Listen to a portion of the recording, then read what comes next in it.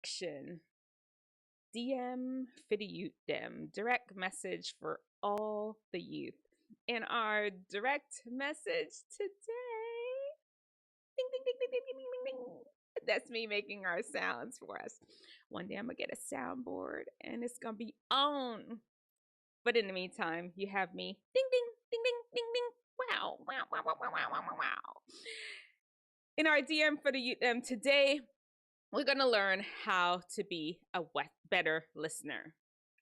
5 ways to be a better listener. Let go. Number one.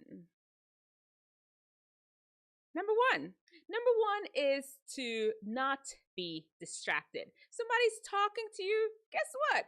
It's okay to put your phone away for a second, unless, of course, they're talking to you on the phone, then that's a whole different thing. But put your phone away if it's in person. Take a look at them and be able to make sure that you're paying attention.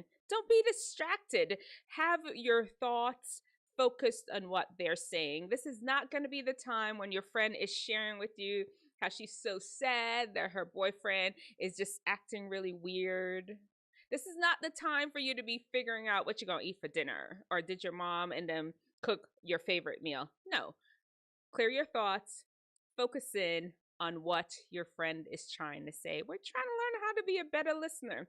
When you're a better listener, people like you more because they feel like you care about what's going on with them. All right, being a better listener. Number two. Look the person in the eye. Look at them. Look at them. Yes. The reason why that is important is so you can see their expressions. Oftentimes, if you're like me, you talk with your face, your hands, everything. You can see what I'm like. The words are not everything. It's all about what's going on in here and over here. It is important that you really look at the person that is talking to you. That helps you to become a better listener. You can see the body language. You can notice that she say it's all good, but that all good didn't look like it was all good. You've seen that before. Exactly.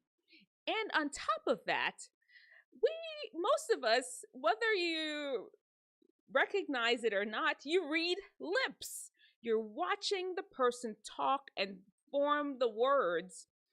And I bet you noticed that during the pandemic when we all had masks on, that it seemed like you ain't hear people as good. That's because a lot of us really look at people's lips when they're talking and are able to see the words as they're speaking them. That just helps you to become a better listener. Look at the person that's talking to you. Number three, we're just rolling through them. As you're listening, restate some of the things that the person is talking to you. Your friend is talking to you. They're like, well, he said that he didn't like me anymore and he liked the girl in his chemistry class. You can restate it. So what you're saying was he liked the girl in his chemistry class, in his math class. And your friend, Sheila, can be like, no, I said chemistry. Oh, okay. So restate what they're saying, and that also will make the person feel heard and they'll keep wanting to talk. Of course, you can do the opposite if you're like, I really want to have this conversation right now. But no, we're assuming that the person that you're listening to is somebody you want to listen to. As they're speaking to you, it's okay to restate what they've said to make sure that you're really comprehending what it is that the message they're trying to get to you. Number four.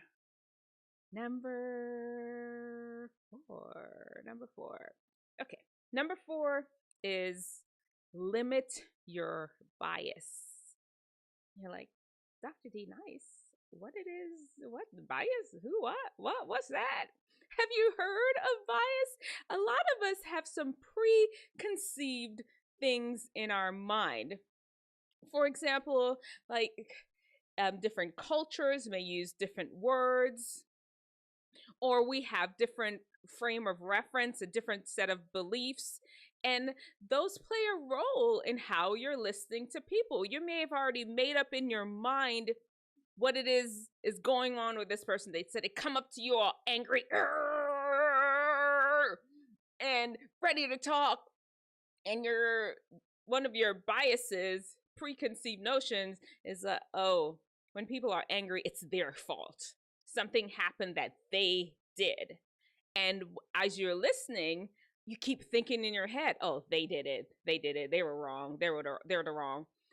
Those are the biases. There are a lot of biases. And as a matter of fact, next week, Wednesday, I'm going to go over the top 10 biases that get in the way of our communication. And so we can bridge today's tissues with next week's one as far as improving your communication. Biases. We'll go over the biases, what they are, but in the meantime, limit your biases as you're trying to listen to what other people are saying. What? Number five, last one. Ask clarifying questions. Ask clarifying questions. You may have heard one thing. Well, no, that's a little different. That's going back to restating. It's different than restating to ask clarifying questions. You heard what you heard, and then you may want a little bit more information to have a full understanding of what they're saying. And honestly, if you're like, I got it. I understand exactly what they're trying to tell me. I understand exactly that your parents were being unfair. They took your phone, they took your computer, they locked off the internet.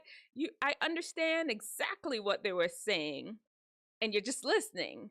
At least every once in a while, throwing a no, oh really, oh, ah, or ooh, throwing a little something to let them know that you're there. You got the story. You're part of the story. You're feeling their pain about losing their phone, computer, and internet.